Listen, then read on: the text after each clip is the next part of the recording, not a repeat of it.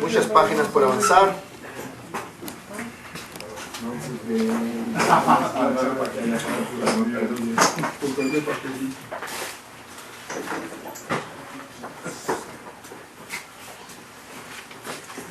Voy a brincarme dos que quiero que lean ustedes en su propio tiempo. Las hojas que se les dieron y pueden conseguirlas, bajarlas en internet. Ya vimos estas tres. Voy a brincar estas dos. Necesitamos avanzar porque realmente quiero llegar al área de exposición. Pero solamente, teológicamente está hablando de una interpretación que tome en cuenta el contexto histórico, tome en cuenta el contexto textual, pero también además ve la enseñanza de la soberanía de Dios a través de la historia de redención, en el cual podemos ver varias doctrinas, desde Génesis hasta Apocalipsis. Doctrinas que notamos, aprendemos de las Escrituras, sí, con progresiva iluminación, revelación, mayor información, desde Génesis hasta Apocalipsis. La Trinidad, la divinidad de Cristo, su humanidad, la personalidad del Espíritu Santo, redención, propiciación, justificación, santificación, todas esas doctrinas. La iglesia, por ejemplo, el Espíritu Santo en su obra de regeneración, en su obra de llamamiento eficaz. Todas esas doctrinas se encuentran en la interpretación, en el uso que el Nuevo Testamento hace del Antiguo, teológicamente hablando. También la interpretación práctica. Ellos interpretaron prácticamente el Antiguo. Si ustedes han leído Santiago, por ejemplo, notan cómo tiene tantas citas del Antiguo Testamento para cosas prácticas. Si leen Pablo, sobre todo también, hay una interesante aplicación práctica que Pablo hace. ¿Piensan que Dios está preocupado con los bueyes solamente? No, no pondrás bozal al buey que trilla. Dice, fue escrito enteramente con respecto a nosotros. El ministro debe vivir de su salario. Una aplicación práctica del Antiguo Testamento. Para eso nos enseña que debemos buscar esto en nuestra interpretación. Debemos buscar esto de nuestra interpretación del Antiguo y del Nuevo Testamento. Nosotros estamos de este lado ya. Ya tenemos todo el canon. Debemos buscar una interpretación apologética. ¿Dónde vamos a basar nuestros argumentos en la defensa de nuestra fe? En la Escritura, en una interpretación histórica, textual y teológica. ¿Dónde vamos a encontrar profecía? En la Escritura, en una interpretación textual, histórica y teológica. ¿Dónde vamos a encontrar la aplicación de los tipos? En la Escritura, con una interpretación textual, histórica y teológica. De igual, nuestras doctrinas, nuestras prácticas, nuestra ética, nuestra vida individual, familiar, laboral, en las Escrituras. Con esa interpretación que vemos que usó el Nuevo Testamento del Antiguo, histórica, textual y teológica. Pero me voy a brincar esas dos y vamos a entrar propiamente a hermenéutica, unidad 4. Está un inciso sobre la importancia de ella, las presuposiciones de ella, los agentes de ella, la página 44.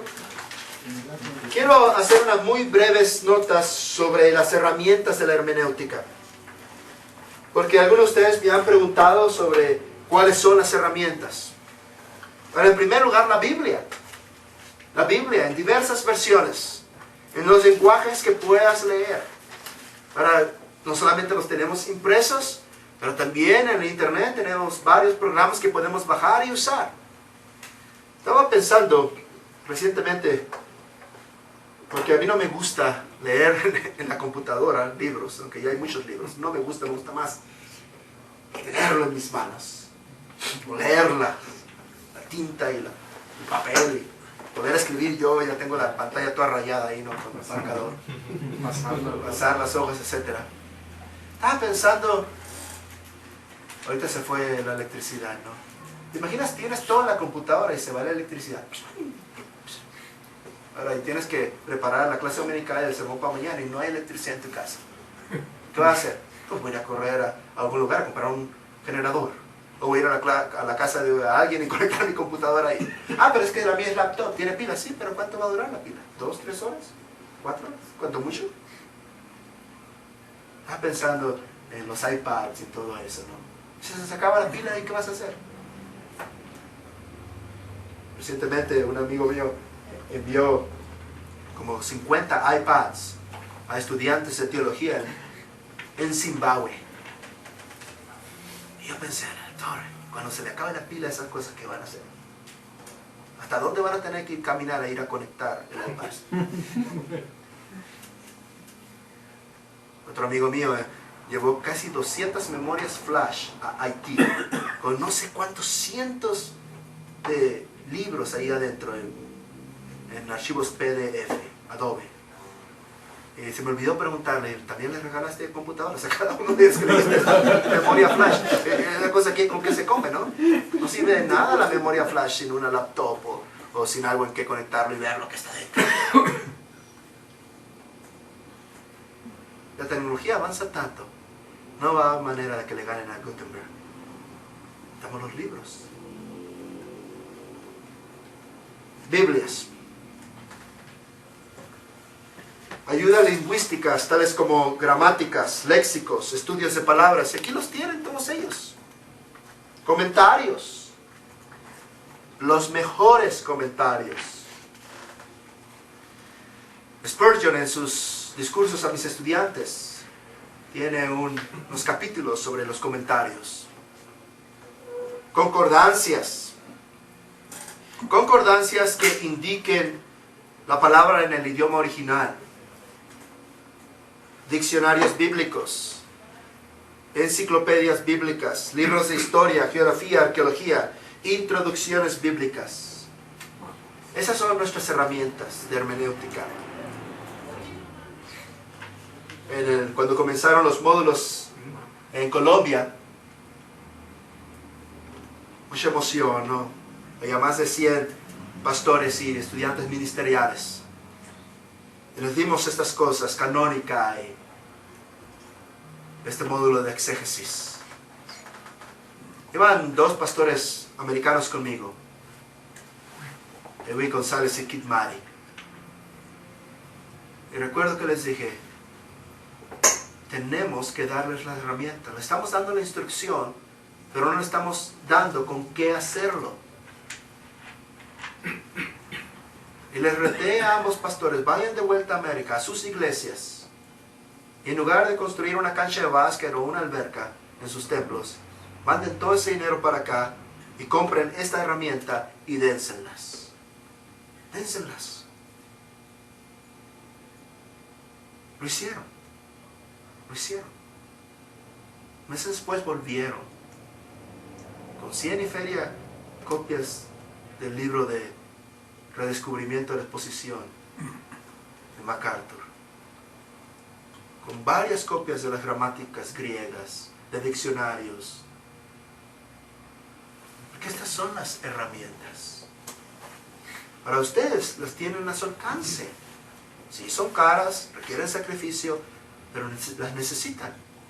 Es como un mecánico sin pinzas, un electricista sin un multitester, un programador sin computadora. ¿Qué le sirve? Nada en todo el conocimiento. Requerimos estas herramientas. Hay varias presuposiciones de la hermenéutica sacra. No se las digo como si pensara que no las tienen, pero debemos recordarlas. Debemos tener una opinión apropiada de la Biblia con respecto a su inspiración, su claridad, su condescendencia y correspondencia, su forma progresiva y su analogía en toda la Escritura.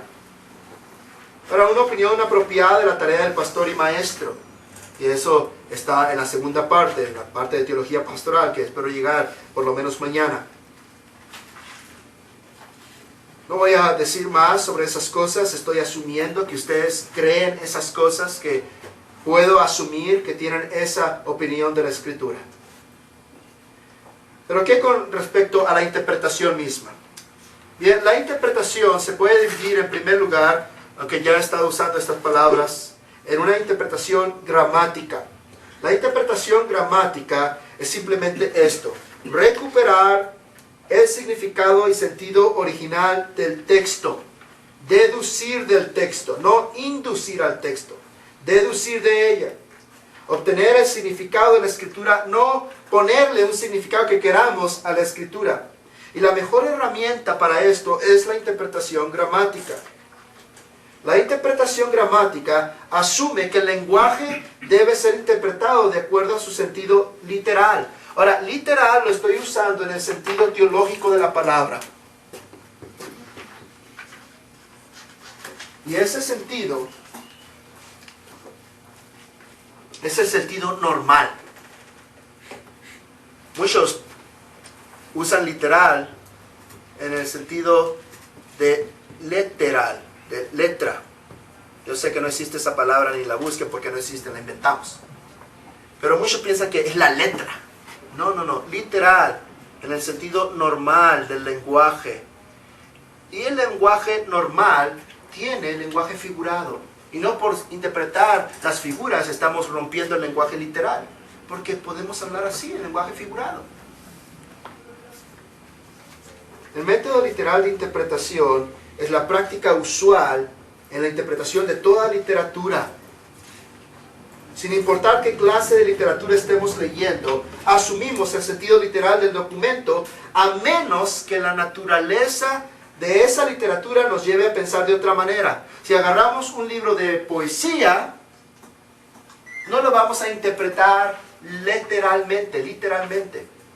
Vamos a interpretarla de acuerdo a género de literatura, es poesía. Pero si agarramos el Código de Leyes del Estado de México, no lo vamos a interpretar como poesía, ¿verdad? Y hacer lo que queramos con ella. Tenemos que interpretarla literalmente, lo que dice. De igual la Biblia. Si piensan, la Biblia tiene un sentido literal y un sentido figurado. Pero este está basado sobre este. Un ejemplo, el ejemplo clásico. Satanás anda como león rugiente buscando a quien devorar. ¿Qué significa eso? Bueno, pues significa que Satanás no tiene ningún peligro para nosotros. No te preocupes de Satanás. No, ¿verdad? La imagen del león, con sus garras, con su colmillo, con que es un animal de presa, que busca y ataca y atrapa y mata. Esa es la imagen. Es una figura aplicada a Satanás basada en el significado literal del león. La misma figura se puede aplicar a Cristo, el león de la tribu de Judá. ¿Y cuál es la figura ahora? Es el rey, es el supremo, es el poderoso. Él hace y deshace y nadie le puede decir qué haces. Es el león de la tribu de Judá. El lenguaje figurado está basado en el literal. Todo enunciado no literal se basa en la característica original o literal del lenguaje. La parábola del sembrador solo se puede entender en el contexto del lenguaje literal, del ejemplo. Y si no sabemos qué es un sembrador, tenemos que averiguar en libros de historia. ¿Por qué piensan que la parábola tiene sentido? Parte cayó en el camino, parte cayó en las rocas, parte cayó en los espinos y parte cayó en buena tierra. Porque no se sembraba como en nuestros días. El sembrador iba a traer un saco donde iba a meter su mano y esparcir. Iba a tratar de esparcirla sobre la tierra preparada en su parcela. Pero inevitablemente parte de la semilla iba a caer en el camino. Parte iba a caer en piedras. ¿Por qué había piedras en su parcela? Bueno, porque las parcelas de los judíos estaban divididas por una especie de vereda hecha de piedras. Esta es mi parcela, esa es tu parcela. Pero también, ¿por qué espinos? ¿Quién no preparó su parcela? Bueno, los espinos eran usados dentro de la vereda de piedras. Seguían unos espinos que no permitían la entrada de animales que iban a comerse las plantitas. No es porque no lo hubiera limpiado, es porque él mismo puso estos espinos ahí. Pero aparte cayó entre espinos. Pero tenemos que verlo eso. Y el lenguaje literal está allí en la parábola. Pero la figura, Cristo le explica después, ¿no? ¿Quién es el que cayó en el camino? ¿Quién es el que cayó en las piedras? ¿Quién es el que cayó en los espinos? ¿Quién es el que cayó en buena tierra? El pueblo de Dios es llamado sal. Tenemos que entender para qué era usada la sal en ese entonces. Luz. Tenemos que entender el significado literal de luz para entender la metáfora. De manera que aún la misma base de la interpretación del lenguaje figurado es el literal. Solo la prioridad de una interpretación literal nos protege de un abuso en la interpretación de la Escritura. Los abusos en la interpretación de la Escritura son todas aquellas interpretaciones que forzan, no sé si estoy correcto con forzan sentidos no bíblicos. Ayúdenme si es forzan o fuerzan. Forzan sentidos no bíblicos sobre las Escrituras con alegoría o misticismo. Ahora, ¿cuál es el método gramático? En primer lugar, estudiar las palabras etimológicamente. Etimología es el origen y desarrollo de una palabra. Por ejemplo, obispos. Tienen este pequeño tratado sobre el liderazgo en la iglesia, ¿no? Obispos es la traducción de, vamos a poner episcopos. Y tenemos aquí dos palabras. Episcopos. Una traducción más buena sería supervisor. Porque lo que significa la conjunción de la preposición y del sustantivo. Supervisor. Podemos entender que el obispo es aquel que supervisa. Iglesia. La mayoría de ustedes saben, eclesia, la combinación de la preposición ek, fuera, y kaleo, llamar. Originalmente la eclesia era la asamblea de ciudadanos de una comunidad griega que eran llamados a reunirse. Un heraldo los llamaba y salían los ciudadanos y se reunían en una asamblea. Podemos entenderlo. La frase de 2 Timoteo 3:16, traducida por nuestra versión, inspirada por Dios, es una palabra en el original, theoneustos, una combinación de theos, Dios, y pneuma, aliento. Las Escrituras son el aliento de Dios, expiradas por Dios, no con X, pero con S, expiradas, de que salen de la boca de Dios. Es lo que está diciendo Pablo. Toda la Escritura viene de la boca de Dios. Inspiradas para nosotros es más bien como un poeta puede ser inspirado, o alguien puede ser muy inspirado con él, que tiene esta actitud y esta fuerza en él, ¿no? Este motivo en él. Pero no está diciendo Pablo eso. Mucho menos inspiradas en el lenguaje literal de la palabra, que para adentro, ¿no? Pero expiradas. Son el aliento de Dios. Así que al estudiar las palabras etimológicamente, ¿qué queremos hacer? Entender la palabra en la forma en que ha sido formada. Ahora, muchas veces la etimología de una palabra no se encuentra, no la sabemos, es ignorada, aún por los expertos. Algunas veces la palabra ha cambiado a través de los tiempos y ya no tiene el mismo sentido. La etimología es buena, pero es muy limitada. Tomen eso en consideración. ¿Por qué? Porque si estudiamos algún término, tenemos que tener cuidado al decir la palabra significa esto. porque proviene de estas raíces la palabra. Puede que sí, puede que no. ¿Qué tal si sí es cierto que tiene esa raíz la palabra, pero ya no significa eso para el tiempo en que estaba siendo usada? ¿Qué nos da la seguridad? Bueno, en segundo lugar, las palabras deben ser estudiadas en su uso normal, en el tiempo en que fueron usadas. El uso actual de la palabra es mayor importancia para el intérprete que la etimología de la palabra. Para interpretar la Biblia correctamente, debemos conocer el significado que la palabra tenía en el curso del tiempo y en el tiempo específico en que fue usado. Lo que se busca es cómo el autor usó esa palabra. En particular, palabras del Antiguo Testamento nos proponen un problema especial. ¿Por qué? Porque durante el periodo del Antiguo Testamento, el lenguaje hebreo se desarrolló históricamente. Mientras que el periodo del Nuevo Testamento es corto, 50 años, el periodo del Antiguo Testamento se extiende a más de 1000 años. El significado de las palabras cambia mucho en tanto tiempo. Debemos encontrar el uso común y actual de las palabras. Milton Terry, creo que sí tienen la hermenéutica de Milton Terry, ¿verdad, Julio? Sí.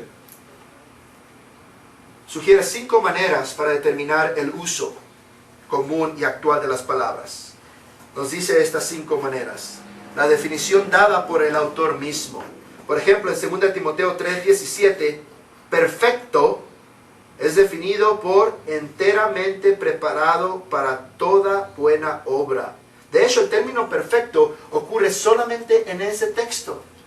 Está diciendo Pablo que el hombre de Dios va a ser sin error, infalible, inerrante, sin ningún átomo que pueda mejorar, perfecto. No, está diciendo enteramente preparado para toda buena obra. Eso es lo que significa perfecto. Él mismo la define. En segundo lugar, Milton Terry nos dice el contexto inmediato de la palabra. Por ejemplo, en Juan 3:8, el mismo término pneuma es traducido primero viento y después espíritu. Viento no lo ves, así es el espíritu. La misma palabra. En tercer lugar, la naturaleza del tema. Por ejemplo, en 2 Corintios 5, versículos 1 al 4, la referencia a nuestro cuerpo por medio de los términos morada, tabernáculo, edificio y habitación. Todos son sinónimos. Y no hay duda alguna que nuestra morada terrestre, ese tabernáculo, se refiere a nuestro cuerpo presente. Un edificio, una casa no hecha por manos, eterna en los cielos, aquella habitación celestial se refiere al cuerpo de la resurrección, por el contexto. En cuarto lugar, por medio de contraste u oposición. Por ejemplo, en Romanos 8, 5 al 8, donde el apóstol ya ha introducido la oposición conforme a la carne, sino conforme al espíritu. En el versículo 4 define ese contraste. Y quinto, dice Milton Terry, en la poesía hebrea por paralelismos. Un ejemplo, Salmo 18, 6 al 15, donde hay palabras y frases que se explican. Esto lo vamos a ver más en la interpretación del paralelismo hebreo. Pero Milton Terry nos da esos pequeños consejos. ¿Cómo encontramos? Si notan, cada vez es el contexto. La palabra usada en determinados contextos. Así encontramos su uso común. ¿Cómo lo entendemos en nuestro hablar? En nuestro hablar. Por ejemplo, ahí tengo un burro en la casa. ¿A qué me refiero? Un tonto. El burro para manchar. Un tonto. Un tonto.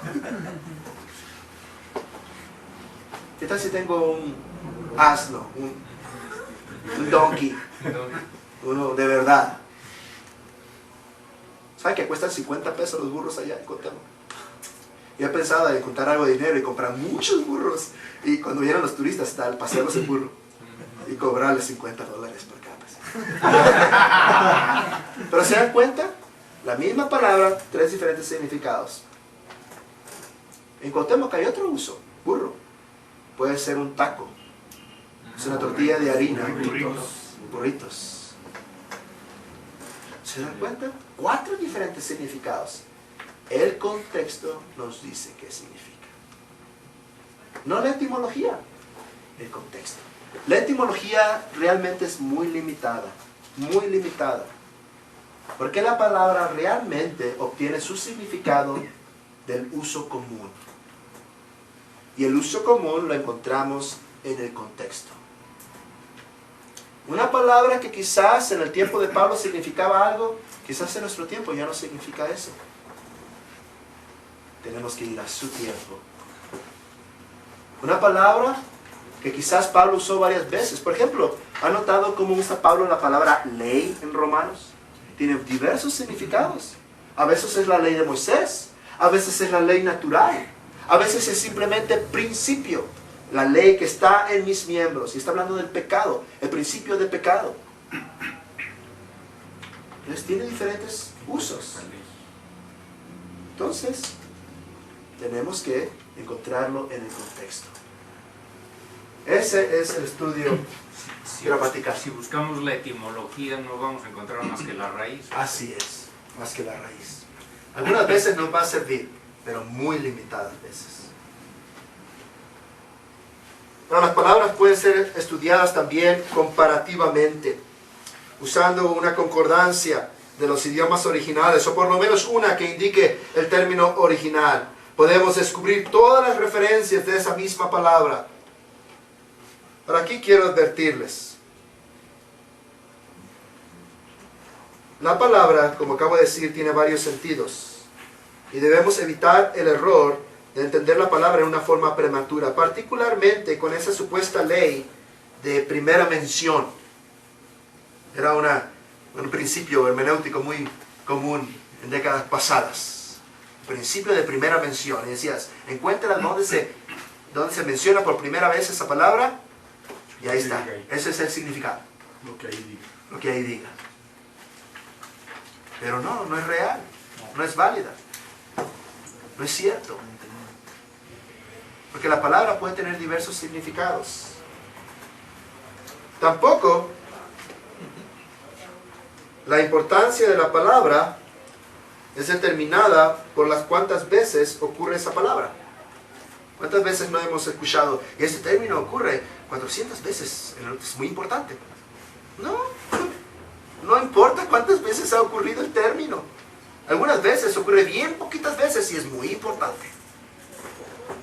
Por ejemplo, si nomás el número de veces, pues la preposición a ocurre miles de veces. Va a ser muy importante. No. Entonces no caigan en ese error. Esta palabra ocurre tantas veces. Propiciación. Sí. Propiciación bien poquitas veces, es verdad. Y es muy importante.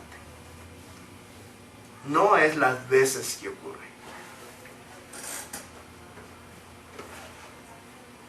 Las palabras pueden ser estudiadas comparándolas con sus sinónimos. Por ejemplo, en Mateo 20:21, tu reino es lo mismo de Marcos 10:37, que es el pasaje paralelo, tu gloria. Tu reino y tu gloria están describiendo lo mismo. En Mateo 13:11, reino de los cielos, es reino de Dios en Marcos 4:11. Y hasta hace relativamente poco, nuestros hermanos dispensacionalistas querían hacer una distinción entre los dos. Ya no lo pueden hacer. ¿Por qué? Porque es bien fácil. Marcos 4:11 y Mateo 13:11 son paralelos. Y uno dice reino de Dios y el otro dice reino de los cielos. Están hablando de lo mismo. No son dos cosas diferentes. En Mateo 18:9, entrar en la vida es entrar en el reino de Dios, de Marcos 9:47. Vida y reino de Dios son dos maneras de expresar lo mismo. Lo opuesto es infierno de fuego en un pasaje y infierno en el otro, simplemente. A veces un término difícil en las Escrituras es explicado en otro pasaje donde el mismo concepto es expresado por un sinónimo. Esto nos ayuda sobre todo en la poesía hebrea, que en el Antiguo Testamento es un tercio. Muchas veces pensamos que nomás los salmos y proverbios son poesía. Un tercio del Antiguo Testamento es poesía. Paralelismo. Las palabras pueden ser estudiadas culturalmente. Es decir, la palabra debe ser considerada en su contexto cultural. Por ejemplo, en la controversia sobre el bautismo, los paleobautistas argumentan que casas enteras fueron bautizadas. En Hechos 16:15, nuestra versión traduce familia, es el término casa en el original. Y el argumento es que si la casa fue bautizada, debe incluir a los hijos de la cabeza de familia.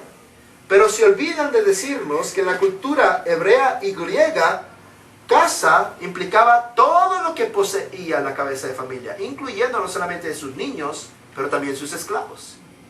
Quieren decirnos que también los esclavos fueron bautizados porque él creyó.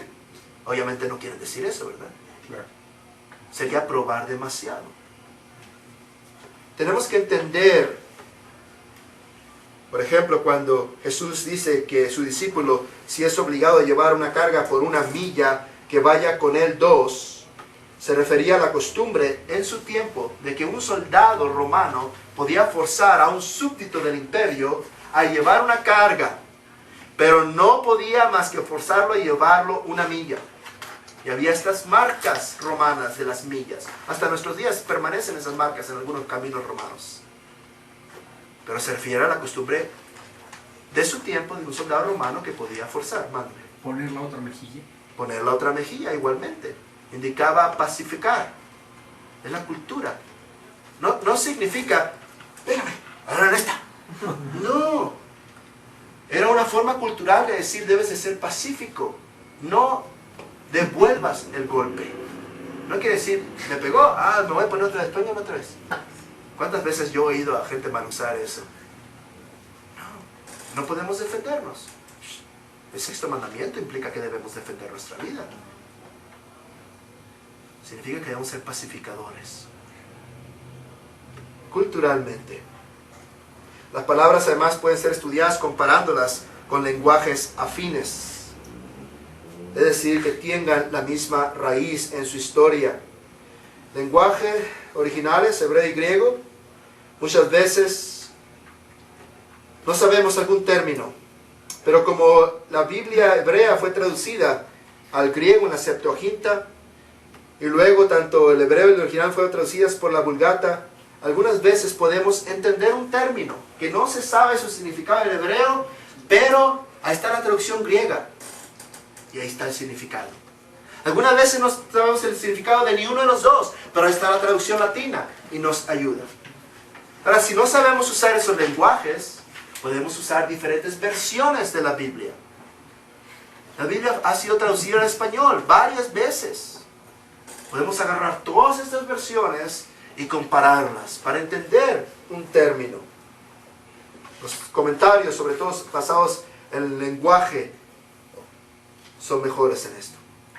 Ahora, la gramática cobra mucha importancia entonces. Al estudiar la gramática, debemos entender que diferentes lenguajes tienen diferentes gramáticas. El lenguaje analítico, como el hebreo, el orden de palabras es una clave mayor. El lenguaje sintético del griego, el significado se considera mejor con la conjugación que usa el griego. Tenemos que identificar inflexiones, prefijos, sufijos, declinaciones de sustantivos y adjetivos, conjugaciones de los verbos. La gramática es muy importante, hermanos. No solamente la léxica. Por eso les dije, el léxico es bueno, pero la gramática es mejor. Ahora, yo les confieso algo, yo no fui buen estudiante. Yo fui convertido a los 17, 18 años, por ahí. Yo menosprecié, desprecié, no usé bien la escuela. Yo me iba de pinta, como decimos allá. No entraba a las clases. Y después, cuando Dios me salvó, ¿cómo me arrepentí? Cuando entré al seminario, yo le llamé a mi papá. No había email en ese entonces, en 1991. Yo le llamé a mi papá, que estaba en Hermosillo, yo estaba en Nueva Jersey. Y le dije, mándame un libro de texto de literatura española. Porque me están hablando de verbos y adjetivos y pronombres y no de sé qué y no les entiendo nada. Me mandó un libro de texto del 6º año. Me puse a estudiarlo para entender cómo se usan los pronombres, cómo se usan los sustantivos, cómo se usan los adjetivos, las diferentes declinaciones y conjugaciones de los verbos, los adverbios.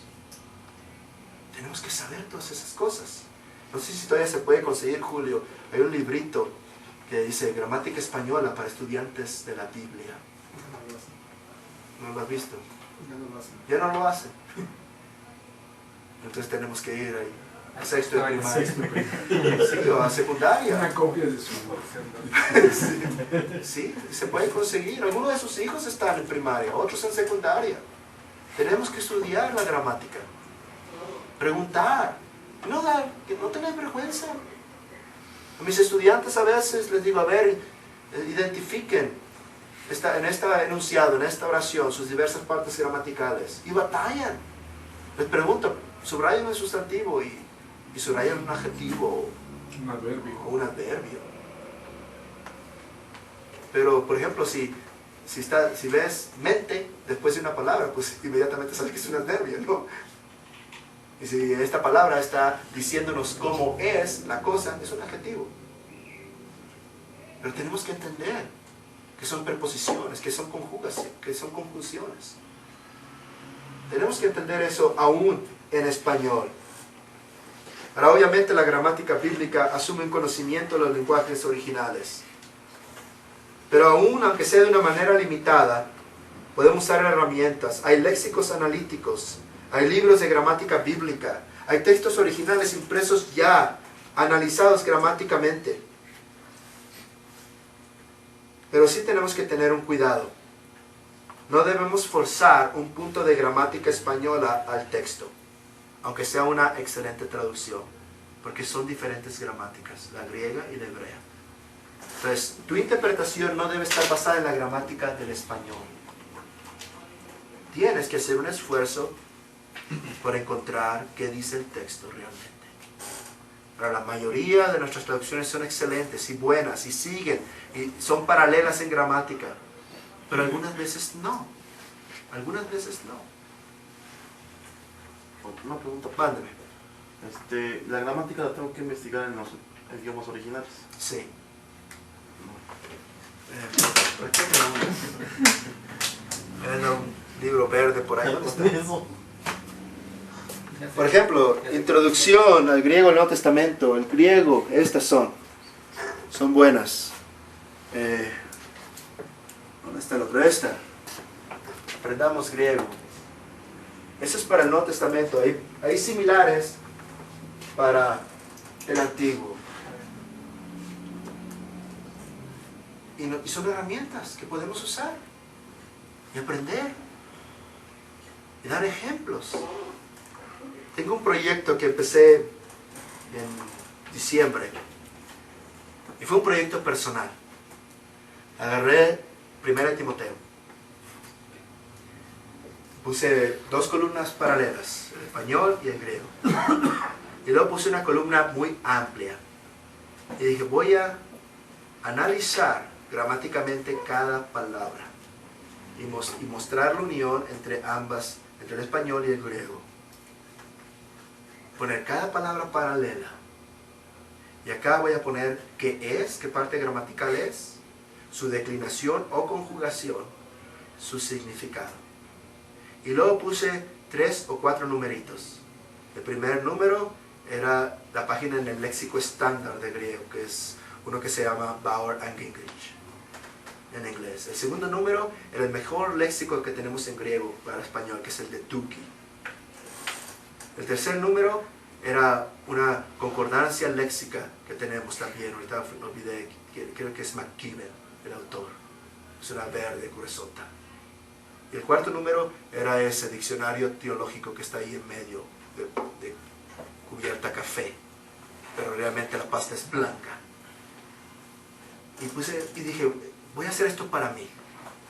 ¿Para qué? Porque si estoy estudiando 1 Timoteo y quiero saber qué es este término, voy inmediatamente a esos libros, 3 o 4. Sé qué es un sustantivo, sé que está declinado en la forma nominativa, singular, en el... Ahí está, de esta raíz. Ahora, al hacer eso, me estoy forzando a mí mismo a saber 1 Timoteo en el idioma original y determinar cada uno de los significados. Y luego pensé, un día de estos que termine, voy a hacerle copias y lo voy a distribuir en los módulos. Ahí está 1 Timoteo. Ustedes hagan el resto de la Biblia. Y ahí dice 1 Timoteo. Ustedes hagan 2 y Tito y todo lo demás. Y uno puede pensar, pues es una tarea monumental. Lo es. Pero en realidad es lo que tenemos que hacer. Es lo que tenemos que hacer con nuestro texto. No nos debe dar flojera. La primera hora de estudio de tu texto es hacer eso. Estudiar la gramática del texto. Determinar qué es. Ahora el tiempo se nos escapa. Contexto, pasajes paralelos, referencias alternas. Quiero brincarme en la página 51 al género literario. Es muy importante este punto. La interpretación gramática también incluye el modelo, estilo, categoría, forma o género literario del pasaje y su contexto. Ahora, este aspecto de interpretación gramática envuelve las maneras especiales de expresión que no pueden ser comprendidas por un examen gramático ordinario. Si fallamos en entender las formas en las cuales las ideas son presentadas, no podremos reconocer correctamente esas ideas. En la Biblia hay 3 categorías de formas literarias. Figuras, o la palabra especial, tropos, una frase donde el autor se expresa en una manera especial, que es diferente a los métodos ordinarios de comunicación. El símil, la metáfora, la hipérbole, son figuras. Después las vamos a considerar cada una de ellas. Expresiones como parábolas, alegorías. Géneros literarios amplios, como historia, el libro de los Hechos es un ejemplo. Apocalíptica, Apocalipsis. Poesía, Salmos es un ejemplo. Sabiduría, Proverbios. Épica dramática, Job. Una comprensión de tales formas de comunicación es esencial para interpretar correctamente las Escrituras. Cristo no tiene pies de bronce. No tiene una espada que sale de su boca. Es una figura literaria.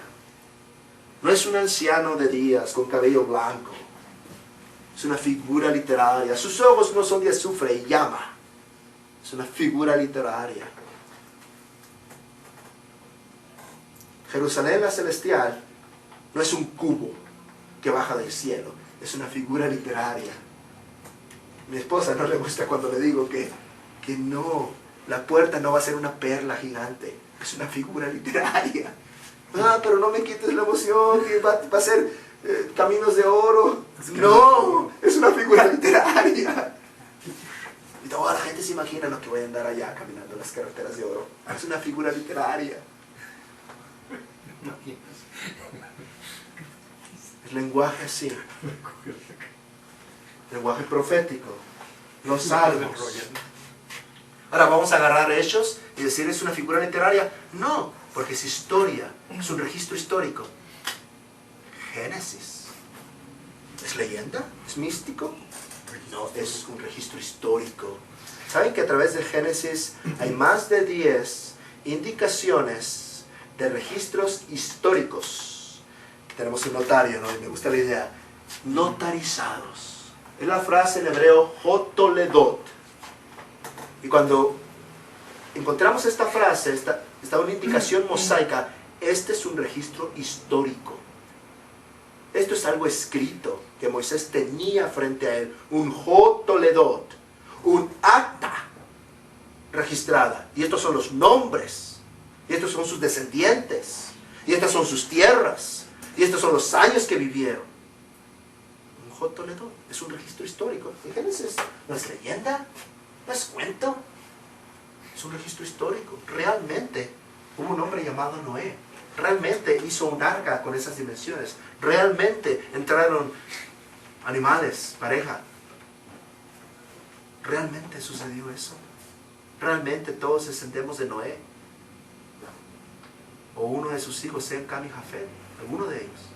Realmente, mándale. Y el diluvio no tiene nada que ver con la traducción que se le da, porque Mabul Mayim, ¿no? Mayim, los mares. Mabul Mayim. No recuerdo ahorita la verdad, hermano. Bueno, pero quiere decir algo muchísimo más que un diluvio. Porque un diluvio nosotros nos imaginamos una lluvia muy fuerte. Sí. Pero aquí se abrieron las fuentes de la los tierra y de los abismos, cielos. las ventanas de los Las cielos. ventanas Sí. de los cielos. Así es. Y la última montaña fue cubierta varios codos para arriba. El Everest. Y todo ser humano falleció. Todo animal falleció. Y solamente Noé quedó con vida. Ahora, si decimos, no, hermano, eso es leyenda hebrea.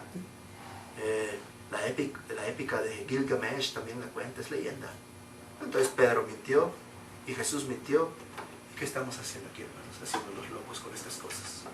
Comamos y bebamos que mañana moriremos. Pero no es así, ¿verdad? Es verdad. Jesús no mintió. Jesús no puede mentir. Pedro no mintió. Noé existió. Adán existió. Eva existió. Caín realmente mató a su hermano Abel. Todo eso es verdad. Es un registro histórico. Tenemos que conocer. ¿Es una figura? Aquí ya no es una figura. Lo que hay que entender es que la palabra ahí en el original traducida serpiente, ¿a qué se refiere? Si estudiamos esa palabra y estudiamos la cultura hebrea, vamos a ver que es un dragón. ¿Quién estaba ahí? ¿Qué es un dragón? ¿Saben qué significa los querubín y los serafín? Es la misma palabra, seraf. Es un ángel. Es Satanás. No es una víbora. No es una figura, entonces. No, es su nombre.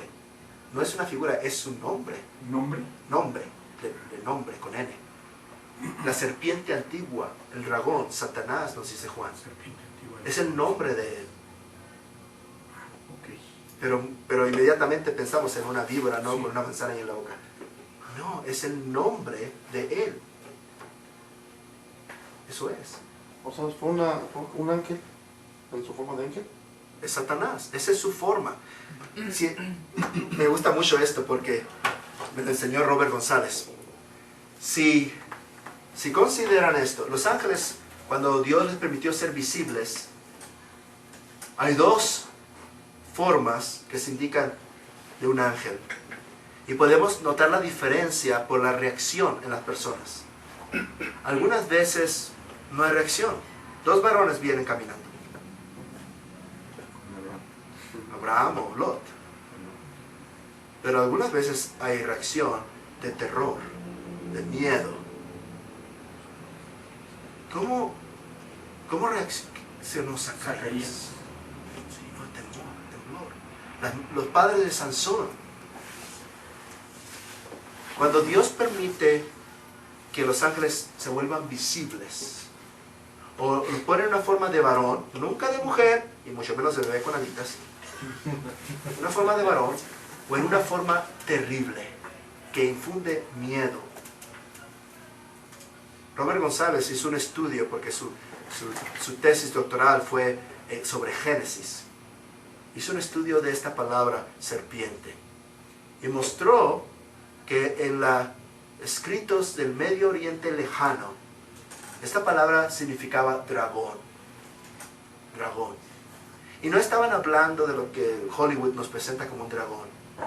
Estaban hablando de un seraf, de un ángel, en forma de llama ardiente, que producía temor, pero que podía hablar. Y muestra que Génesis 3.1 no es una víbora, no es una serpiente, es un ángel, es Satanás. Por eso pensamos que las serpientes hablaban antes. No, los ángeles hablan. Pero entonces también cambia el sentido también en Génesis 3 en el juicio de la serpiente. No cambia el sentido. Porque ¿qué significa la frase? Te arrastrarás, ¿no? Sí, ¿qué significa esa frase? Te arrastrarás. ¿Y qué significa que Él te aplastará la cabeza? Te herirá la cabeza. Acabar con él. Acabar con él es el triunfo. ¿Recuerdan cuando Josué vence a estos 7 reyes de los amorreos? Y les dice, vengan, pongan sus pies sobre su cuello. Es la imagen de triunfo sobre él. Es lo que Pablo le dice pues a los corintios. En pronto Dios aplastará a Satanás bajo sus pies. Es la frase de triunfo. ¿Es literal? No, no es literal. Entonces esa alegoría. No, el lenguaje figurado está basado en el literal. Que sea lenguaje figurado no significa que sea mentira o espiritualizar. No, es la imagen de triunfo sobre él. Hasta que ponga a sus enemigos por estrado de sus pies. Exactamente, esa es la En el figura. Salmo y en el Nuevo Testamento. Pero, ¿por Así qué a es. Eva no le produció temor? ¿Por ¿A qué quién? no le A Eva. ¿Por qué no? Porque no había pecado. Porque había ángeles en la creación, según Proverbios 8. Ellos lo podían ver. No había temor, no había pecado. Podían hablar con ellos. Aún con los ángeles caídos, En ese instante es cuando cae este seraf, Satanás. O sea, entonces Adán y Eva, bueno, vieron literalmente a Satanás, Así es, que no era víbora, pero que tampoco era dragón, ese era su nombre. así es, Era, no sé, pudo haber sido lo que sea, pero era visible para ellos. así es. Porque tenemos la idea de que Satanás es algo horrible, y creo que no. No, se viste como ángel de luz. Se ve, exactamente. Sí. Entonces, ellos lo vieron como es. Sí, ¿Cómo es? No lo sabemos. no lo sabemos. Ok, La palabra significa fuego, bueno, fuego. pero no era víbora ni mucho menos. No, yo tenía esa idea. Sí, porque ahora sacaron una bola de historias en relación a la víbora y que No las tiene víboras sentido. antes volaban. ah, exactamente. No, ¿Eh? no es eso. Pero, como lo sabemos, a menos que investiguemos. Este amigo mío, Robert González, hizo su tesis doctoral en Génesis de Shiprim. Ya publicó su libro, su tesis doctoral es Génesis, un comentario de Génesis. Y él investigó mucho. Una tesis doctoral se investiga mucho. Y encontró a esta mujer, por cierto, una investigadora sobre el uso de dragones en el antiguo Medio Oriente. No eran lo que Hollywood y los cuentos de ahora nos presentan. Eran ángeles. Y la gente tenía esta connotación ya. Para, aunque Adán y Eva solo los vieron, ellos lo dijeron, lo contaron. Pero a través de las generaciones, transmisión verbal se tuerce, se pierde. Por ejemplo, si van a la leyenda esta de Gilgamesh, ya no es un hombre, es un dios, son varios hombres, son varias mujeres. Y es un arca, pero no es el pecado, sino que este dios y este dios se pelean ahí arriba y van a destruir el mundo. Y lo salvan a través de esta arca. Hay este pequeño verdad en la leyenda de Gilgamesh. ¿Por qué? Porque se torció verbalmente. Si investigamos leyendas, hay algo de verdad en ellos. Pero solamente la palabra de Dios nos da la verdad completa.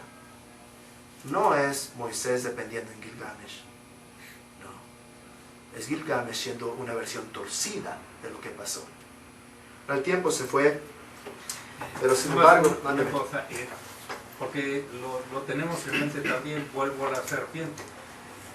El hecho de que este animal llamado serpiente se arrastre no es una maldición que cayó sobre él, No. simplemente así es. así es. Sí. Sí, así fue criado. No es su maldición.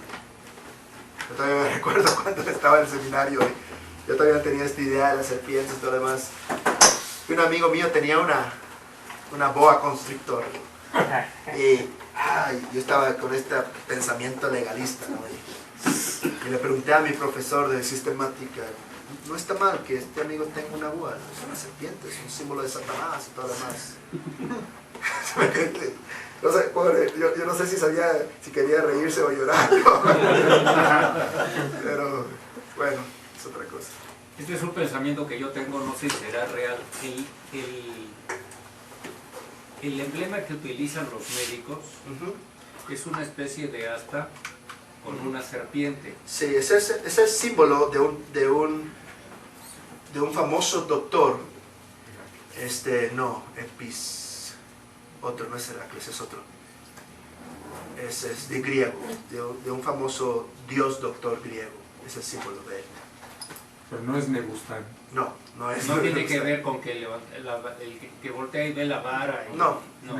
Eso no tiene que ver nada con eso. No, es realmente es el símbolo de un dios griego. Es bastante famoso.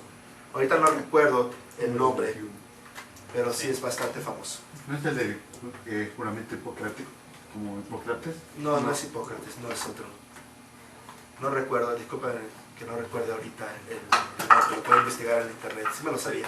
Ahorita que dijiste el dragón, perdón, ya Sí. ahora andan con el horóscopo chino del dragón. Ah, sí, del año del dragón. Sí, el año del dragón. Sí. Pero ellos se basan más bien en el zodiaco, en los símbolos del zodiaco, que no son 12, son muchos más. Los chinos son expertos en eso. Sí. Bien, se nos acabó el tiempo. Mañana, Dios mediante, vamos a volver a esto, a la interpretación histórica. Vimos gramática, histórica y luego interpretación teológica. Quiero que lleguemos ya mañana a lo que es propiamente exposición, porque si no se va a acabar la semana y nunca vamos a llegar. Mañana solamente quiero que hagamos interpretación histórica y teológica, porque esas son las tres interpretaciones que debemos usar: la gramática, la histórica y la teológica. En toda interpretación de cualquier texto tenemos que usar esas, no una solamente, las tres. Es así como vimos en la hora anterior, los apóstoles hicieron de su Biblia, que es el Antiguo Testamento. Nosotros tenemos que seguir su ejemplo en toda la Biblia, Antiguo y Nuevo Testamento.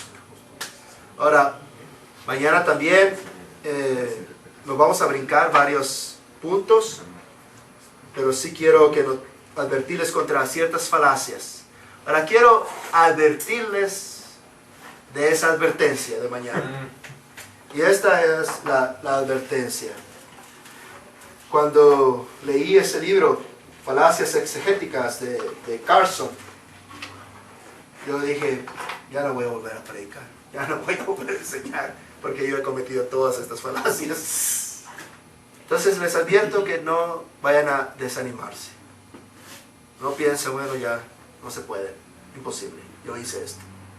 No, deben de ser como esas señales de advertencia en la carretera. Curva peligrosa a 100 metros, curva peligrosa a 50 metros, no rebasar, puente caído, que sean señales en la carretera de nuestra interpretación. Estos son los errores que podemos cometer, no los cometamos. Bajemos la velocidad, tomemos otro camino, el puente está caído ahí. ¿Me entienden? Advertencias para no hacer esos errores. No vamos a verlas como para decir, bueno, esto ya lo hemos hecho y ¿quién de ustedes ha hecho esto? No. No hagamos esas cosas.